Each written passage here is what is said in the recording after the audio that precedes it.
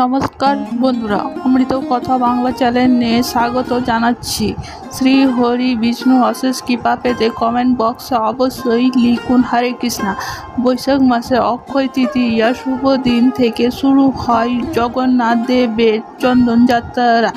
এর কারণ কি? দীর্ঘ 21 দিন ধরে চলে এই উৎসব। প্রত্যহ পুজো উপলক্ষে শ্রী কপিলাদের লেপন করেন চন্দন। সেই দিন থেকে শুরু হয় চন্দন মহোৎসব।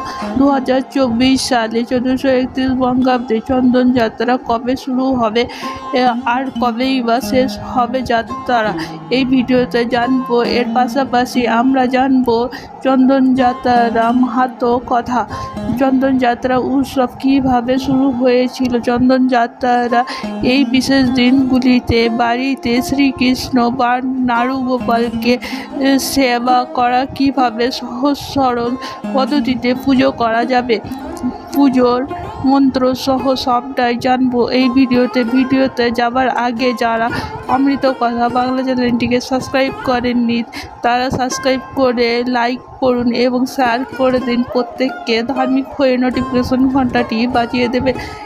ইন্দোবনে পরম বৈষ্ণব শ্রী মাধব কেশব বৃন্দাপুরীকে স্বপ্নে তার আরাধ্য শ্রী গোপাল বলেছেন, আমার শরীরে তাপ ঝলসে যাচ্ছে, চন্দন নিয়ে এসো এবং তা বসে আমার অঙ্গে লেপন করো, তাহলে তাপ ঝলসাবে না। তারপর থেকে বৃন্দা পুরো পরিবারকে উত্তর ভারতের নীলাচলে জগন্নাথ ধামে পুরীতে এসে রাজার কাছে পূর্ব চন্দনগত সমস্ত কথা বলেছেন। রাজা চন্দন এক মলয়া চুন ও চন্দন পরিতুল্লা কর্পূর এবং চন্দন বয়ে নিয়ে আসার জন্য 2 জন সেবককে ব্যবস্থা করে দিলেন। মাধবেন্দু পুরীর রাজার কাছে মলয়া চুন চন্দন ও কর্পূর নিয়ে বৃন্দা ফিরে যাচ্ছিলেন। পথে রঘুনাথ শ্রী গোপীনাথ মন্দিরে আসনে রাতের সেখানে শয়ন করেন। সায়ংকালীন স্বপ্নে দেখেন গোপাল এসে বলছেন, এই মাধবেন্দু পুরী, আমি ইতিমধ্যে সমস্ত চন্দন কর্পূর গ্রহণ করেছি। এখন কর্পূর সহ এই চন্দন বসে বসে পুরীনাথের অঙ্গে লেপন করো। গোপীনাথ, আমি অভিন্ন। গোপীনাথ অঙ্গে চন্দন লেপন লাগালে আমার অঙ্গে পুরো স্থির হয়ে যাবে। আসলে শ্রী মাধবেন্দু পুরী পূজারী নিকটে রাতের স্বপ্নের সমস্ত কথা বললেন। পূজারী এই কথা শুনে খুবই খুশি হলেন। কর্পূর আর চন্দন শ্রী গোপীনাথের অঙ্গে লেপন করলেন। পুরো 21 দিন ধরে এই পুজোর গোপীনাথের অঙ্গে লেপন করলেন। সেই দিনই থেকে শুরু হলো চন্দন যাত্রা। আর একটি কথা শোনা যায়, ভগবান শ্রী জগন্নাথের এই দিন রাজা ইন্দ্র লগ্নে চন্দন যাত্রা উৎসবে পালন করার জন্য সরাসরি নির্দেশ দিয়েছিলেন। ভগবান অঙ্গে লেপনে ভক্তি এক ধরনের ভক্তিমূলক কর্ম এবং চন্দন হলো সর্বশ্রেষ্ঠ লেপন। যেহেতু ভারতে বৈশাখ মাসে অত্যন্ত উষ্ণ তাতেই চন্দনের শীতলতা গুণ ভগবানকে আনন্দ প্রদান করে। জগন্নাথের 2 চোখে সহ করে চন্দন লেপন করা হয়ে থাকে।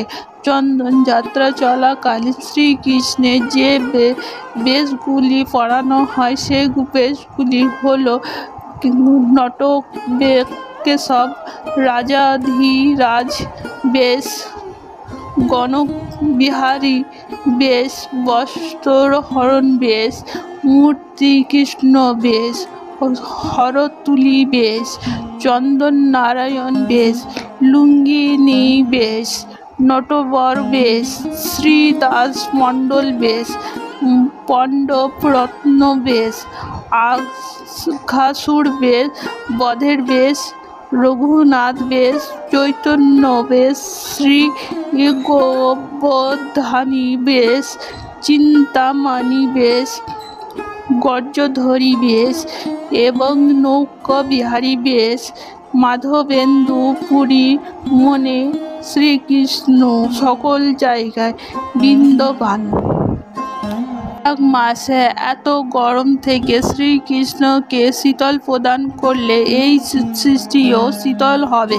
বৈশাখ মাসে শুক্ল তৃতীয়া অর্থাৎ অক্ষয় তৃতীয়া দিন থেকে শুরু হয় চন্দন যাত্রা মহোৎসব এবং মাসেই শুক্লপক্ষের তৃতীয়ায় অর্থাৎ অক্ষয় তৃতীয়ায় 10ই মে 2024 সালে বাংলা 26শে বৈশাখ 1431 শুক্রবার সমাপ্ত হবে। 31শে মে 16ই জ্যৈষ্ঠ 1431 শুক্রবার চন্দন যাত্রা উৎসব বাড়িতে কিভাবে পালন করবেন? চন্দন যাত্রা চলাকালীন বাড়িতে শ্রীকৃষ্ণ এবং গোপালের পুজো কিভাবে করবেন? সহজ সরল পুজো পদ্ধতি, পুজোর মন্ত্র সহ চন্দন যাত্রা চলাকালীন পুজোর উপকরণ কি হবে? মৌসুমি ফলের রস, তুলসী পাতা, সাদা চন্দন বাটা, গোপী চন্দন বাটা, অপরূপ সুগন্ধি ফুলের মালা, ফল, মিষ্টি, কর্পূর, সুতির বস্ত্র লাগবে। ঠাকুরদের জন্য চন্দন যাত্রা অক্ষয় তৃতীয়া দিন থেকে শুরু হয় এবং এই উৎসব 21 দিনে চলে। এই উৎসব চলাকালীন বাড়ি ঘর পরিষ্কার করে খুব ভালো করে করতে হয়। নিরামিষ ভোজন রান্না করতে হবে এবং নিরামিষ ভোজন গ্রহণ করতে হবে। স্নান সেরে পরিষ্কার বস্ত্র পরিধান করার পর ঠাকুর ঘরে গিয়ে খুব ভালো করে পরিষ্কার করতে হবে। এরপর শ্রীকৃষ্ণ বা নারুগোপালকে স্নান পাত্রে রাখতে হবে। স্নান পাত্রে রাখার পর একে একে এই জিনিসগুলো লাগাতে হবে। মৌসুমি ফল দিয়ে স্নান করাতে হবে। একটি ঘটিতে গঙ্গা জল সহ নিতে হবে। সেই ঘটির মধ্যে তুলসী পাতা এবং নারুগোপালের জলের সঙ্গে সুগন্ধ জলকে দিয়ে স্নান করাতে হবে।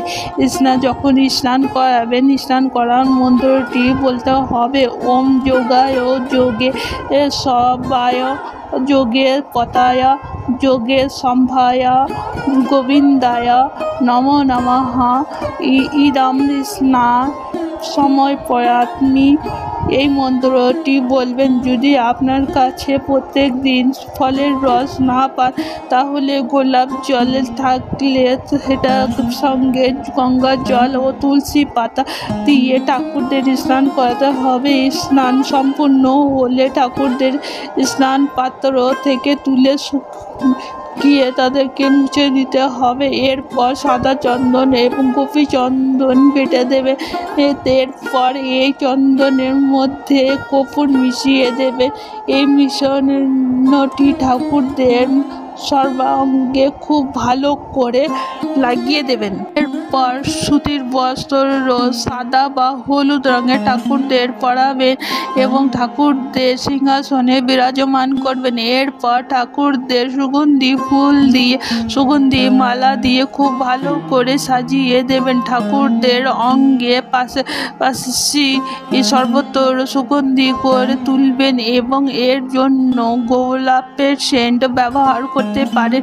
ধূপ প্রদীপ জ্বালিয়ে দেবেন। ঠাকুরদের সামনে ফল, মিষ্টি, শীতল জলে এর ভোগ রাখবেন। এরপর হাতে চন্দন, তুলসী পাতা, ফুল নেবেন। এরপর এই মন্ত্রটি বলবেন এসো সুগন্ধ পুষ্প তুলসী পত্র ওম শ্রীং রাধা মাধব নমঃ বলে 3 বার ঠাকুরদের শ্রীচরণে অর্পণ করবেন। আবার হাতে চন্দন ও ফুল সহ এ নমো ভগবতে বাসুদেবায় পায়ে ফুল দিতে হবে। ফুল দিয়ে এই ইদম নাম বিদ্য নৈবেদ্য ওম নমো ভগবতে দেবকী তায়া নমঃ বলে ফুল ভোগে দেবেন। শ্রীকৃষ্ণের প্রণাম মন্ত্র। হে কৃষ্ণ করুণা সিন্ধু দীনবন্ধু জগৎপতে গোপেশ গোবিন্দ কান্ত রাধা কান্ত নমস্তুতে। নম ব্রহ্মদেবায় গো ব্রহ্মহিতায় চ গোবিন্দায় শ্রীকৃষ্ণায় গোবিন্দায় বাসুদেবায় নমো নমঃ। আজকের পর্ব এই পর্যন্ত। পরবর্তী পর্বের নতুন বিষয় নিয়ে আপনাদের সঙ্গে কথা হবে। তাহলে আপনারা সুস্থ থাকুন, ভালো থাকুন এবং পুরো ভিডিও দেখার জন্য আপনাদের অসংখ্য অসংখ্য ধন্যবাদ।